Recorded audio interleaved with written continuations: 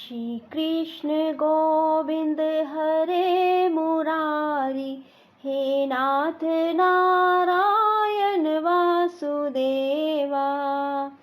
राधे राधे मेरे प्यारे भाइयों बहनों, माताओं व बंधुओं, संस्कार की बातें चैनल में आपका स्वागत है। बंधुओं, आज सावन मास की पुत्रदा एकादशी के दिन मैं आपको सुना रही हूँ एकादशी की कहानी। बंधुओं, एकादशी देवी सब पुण्यों से अधिक है। यह सर्वदा मोक्ष देने वाली है। जो मनुष्य भी एकादशी का व्रत करते हैं उन्हें मोक्ष की प्राप्ति होती है। उनके जन्मों जन्मों के पापों का नाश हो जाता है। बंधुओं, जो मनुष्य एकादशी का व्रत नहीं करते हैं वे भी यदि एकादशी की इस कहानी को सुनते हैं तो उनके जन्मों जन्मों के पाप नष्ट हो जाते हैं और उन्हें भी मोक्ष की प्राप्ति होती है। बंधुओं, यदि आपने हमारे YouTube चैनल संस्कार की बातें अब तक सब्सक्राइब नहीं किया तो जरूर करें और बेल आइकन दबाना ना भूलें। बोलो एकादशी की जय हो। एक बार एक राजा के दो बेटियां थी। छोटी बेटी एकादशी का व्रत किया करती थी। हर कोई छोटी बेटी की प्रशंसा किया करता था और बड़ी बहन छोटी बहन से ईर्ष्या करती थी। एक बार पड़ोसी राजा का बेटा बड़ी बेटी को देखने आया, लेकिन उसे बड़ी बेटी की जगह छोटी बेटी पसंद आ गई। राजा की छोटी बेटी अब बड़ी बहन छोटी बहन से और भी चिढ़ने लगती है। वह छोटी बहन को मारने के नए नए तरीके अपनाती रहती है। एक बार वह लड्डू में जहर मिलाकर उसे खिलाने की कोशिश करती है और एक बार वह मटके में जहरीला सांप रखकर छोटी बहन के कमरे में रख देती है। एक बार छोटी बहन को पनघट पर पानी भरने के लिए ले जाती है और धोखे से कुएं में धक्का दे देती है, पर हर बार ग्यारस माता उसे बचा लेती है क्योंकि वह ग्यारस माता की व्रत किया करती थी। बड़ी बहन बहुत परेशान हो गई कि यह तो किसी भी तरह नहीं मरती। तब एक दिन बड़ी बहन छोटी बहन से बोली, मेरी प्यारी बहन, भगवान ने हम सब की मृत्यु किसी न किसी तरह लिखी है। क्या तुम्हें पता है कि तुम्हारी मृत्यु कैसे होगी? बड़ी बहन बहुत सीधी थी। छोटी बहन बहुत सीधी थी। वह बोली, मेरी मृत्यु मेरे पालतू तोते व तोते के गले में जो हार है उसमें अटकी हुई है। यदि कोई मेरे तोते को मारकर उस हार को लेकर पहन ले तो मैं मूर्छित हो जाऊंगी और फिर उस हार को उतार कर कहीं रख दे तो मैं जीवित हो जाऊंगी। उस रात छोटी बहन अपने पिता के पास गई और बोली, पिताजी, मुझे शक है, यदि मैं मर जाऊं तो आप मुझे जलाना नहीं, आप मुझे हमारे पुराने महल के कुएं के पास झोपड़ी बनाकर खाट पर सुला देना। राजा बोले, बेटी, तुम ऐसा क्यों बोल रही हो? 2-3 दिन बाद तो तुम्हारी शादी है। तब छोटी बेटी बोली, पिताजी, समय का कोई भरोसा नहीं। इस तरह शादी वाला दिन भी आ गया। शादी वाले दिन बड़ी बहन छोटी बहन के पालतू तोते को ढूंढती है पर वह उसे कहीं नहीं मिलता। तभी दरवाजे पर बारात आ जाती है। वरमाला का कार्य संपन्न हो जाता है। फेरों की रस्म शुरू हो जाती है। उधर बड़ी बहन तोते को ढूंढ लेती है और वह उस तोते को मार देती है। वहीं छोटी बहन के 3.5 फेरे राजकुमार के साथ पूरे हो जाते हैं।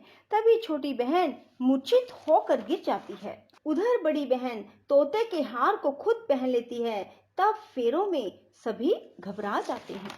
सभी बारातियों में हलचल मच जाती है कि राजकुमारी को क्या हुआ। सब डर जाते हैं। तब राजा वैद्य हकीमों को बुलाते हैं। छोटी राजकुमारी को महल में ले जाकर लिटा दिया जाता है।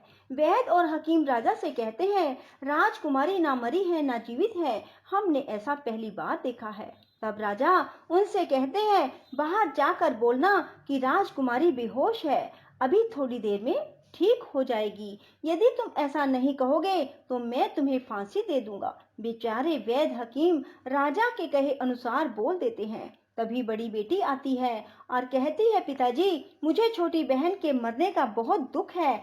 उससे ज्यादा दुख मुझे आपकी इज्जत का है जो कि खराब हो जाएगी। आप ऐसा करो कि मेरी शादी राजकुमार के साथ कर दो तब सब ठीक हो जाएगा, आपकी इज्जत भी रह जाएगी। तब राजा को यही ठीक लगा और राजा ने छोटी बेटी के कपड़े पहनाकर बड़ी राजकुमारी को फेरों में बिठा दिया।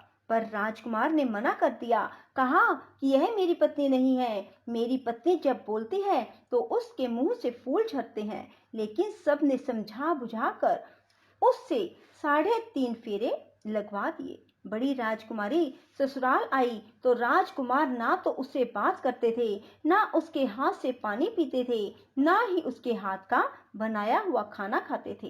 राजकुमार ने मन ही मन सोचा, मैं पता लगा कर रहूंगा कि मेरी पत्नी के साथ क्या हुआ। एक दिन राजकुमार दुखी मन से घोड़े पर बैठकर जा रहे थे कि घोड़ा वहीं जाकर रुका जहां राजकुमारी की अधमरी लाश को रखा गया था। राजकुमार ने मन ही मन सोचा कि घोड़ा यहाँ किस कारण से रुका है, कोई तो वजह है जो यहाँ घोड़ा रुक रहा है। तब राजकुमार घोड़े से उतरकर पुराने महल में गए। वहां एक चौकीदार था। राजा ने पूछा, यह महल किसका है? तब चौकीदार ने बताया कि यह महल किसका है। तब राजकुमार समझ गए कि यह पुराना महल तो उसके ससुर का ही है। वहां खाट पर कौन सो रहा है? राजकुमार ने चौकीदार से पूछा। तब चौकीदार कहने लगा कि यह राजा की छोटी बेटी है जो शादी वाले दिन अधमरी हो गई थी। तब राजकुमार ने कहा कि यह तो मेरी पत्नी है, इसके साथ मैंने 3.5 फेरे लिए थे। तब राजकुमार ने चौकीदार से कहा, तुम किसी को ना बताना कि मैं यहाँ आया हूँ, मैं तुम्हें मुंह मांगी रकम दूंगा। चौकीदार ने हाँ कर दी और राजकुमार खाट के पास गया और बचे हुए 3.5 फेरे खाट के साथ ले लिए। राजकुमार उस दिन वहीं पर रहा और रात को भी वहीं रहा। छोटी रानी रात को खड़ी हो गई। उसने अपने पास अपने पति को देखा तो वह बहुत रोई। राजकुमार ने पूछा, बड़ी अजीब बात है, तुम शादी वाले दिन मूर्छित क्यों हो गई? तुम्हारे पिता ने मेरी शादी तुम्हारी बड़ी बहन से क्यों करवा दी, जबकि मैंने तुम्हारी बड़ी बहन को स्वीकार भी नहीं किया? तब तुम मुझे पूरी बात बताओ। तुम दिन भर तो मूर्छित थी, अब रात को जीवित कैसे हो गई, इसका भी राज बताओ। तब राजकुमारी ने अपने पति को तोते और हार वाली सारी बात बताई। यह भी बताया कि यह बात मैंने अपनी बड़ी बहन को बताई थी। एक बार मेरी बड़ी बहन ने मुझसे मेरी मृत्यु का उपाय पूछा, तब मैंने उसे पूरी बात बताई। मेरी बड़ी बहन मुझसे बहुत ईर्ष्या करती थी। उसने कई बार मुझे मारने की कोशिश की, पर ग्यारस माता ने मुझे हर बार बचा लिया। यह सब मेरी बड़ी बहन ने किया है। तोते के गले में जो हार था वह मेरी बड़ी बहन दिन में पहन लेती है और रात को उतार देती है। इसीलिए मैं दिन में मूर्छित रहती हूँ और रात को जीवित हो जाती हूँ। यदि वो हार मुझे वापस मिल जाए तो मैं हमेशा के लिए जीवित हो जाऊंगी। कोई बहन भी ऐसा कर सकती है? अब राजकुमार छोटी राजकुमारी के साथ वहीं दिन बिताने लगे। बड़ी रानी ने दासियों को भेजकर पता लगाना चाहा कि आजकल राजकुमार दिन रात कहाँ रहते हैं, पर उसे कोई खबर ना लगी। उधर छोटी रानी गर्भ से हो गई। एक दिन छोटी रानी ने राजकुमार से कहा, मुझे चाहे बेटा हो या बेटी, रात में ही हो, दिन में तो मैं मूर्छित रहती हूँ। पर एक दिन राजकुमार को किसी काम से बाहर जाना पड़ा और तभी राजकुमारी प्रसव से हो गई। तब उसने ग्यारस माता को याद किया। तब ग्यारस माता स्वयं आकर उसका प्रसव करवाती है। उसके सुंदर पुत्र पैदा होता है। तभी वहां राजकुमार आ जाते हैं। उसने भी ग्यारस माता के दर्शन किए। ग्यारस माता बोली, ये मेरी परम भगत है, और बोली, जब तुम्हारा बेटा 5 वर्ष का हो जाए तब तुम इसे अपनी पत्नी का हार लाकर पहना देना। देखते ही देखते कुंवर 5 वर्ष का हो गया।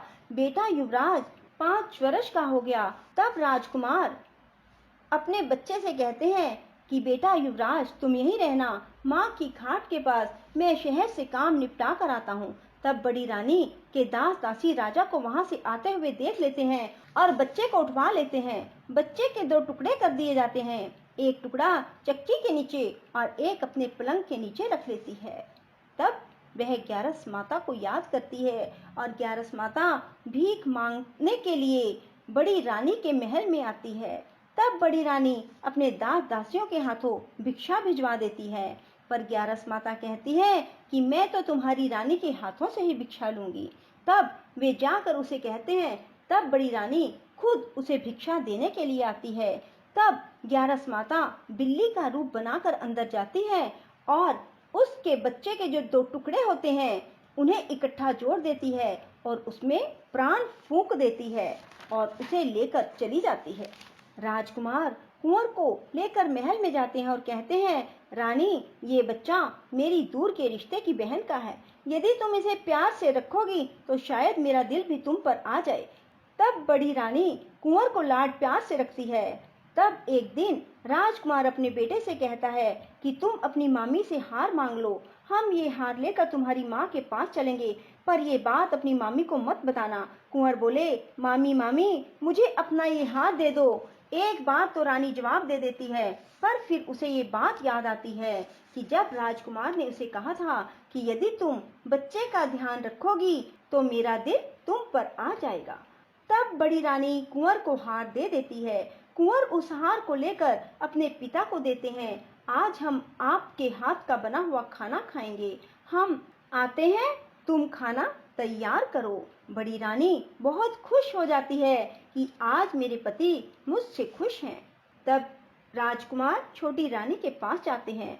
बड़ी रानी उधर बहुत खुश होती है।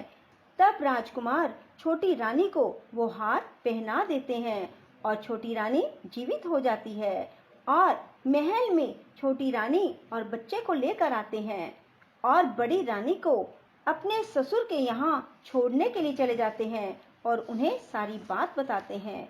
उसके ससुर भी इस बात में शर्मिंदगी महसूस करते हैं और कहते हैं, ये मेरी परवरिश में ही कुछ ना कुछ कमी रही होगी। और ग्यारस माता की कृपा से छोटी रानी के भाग जाग जाते हैं। हे ग्यारस माता, जैसे आप छोटी बेटी पर प्रसन्न हुई वैसे सब पर होना। कहते सुनते हुंकारा भरते सब पर अपनी कृपा बरसाए रखना। बोलो ग्यारस माता की जय। राधे राधे, जय श्री कृष्णा। बंधुओं, यदि आपको हमारी वीडियो पसंद आए तो इसे लाइक करें और शेयर भी जरूर करें। साथ ही हमारे चैनल को सब्सक्राइब करना ना भूलें।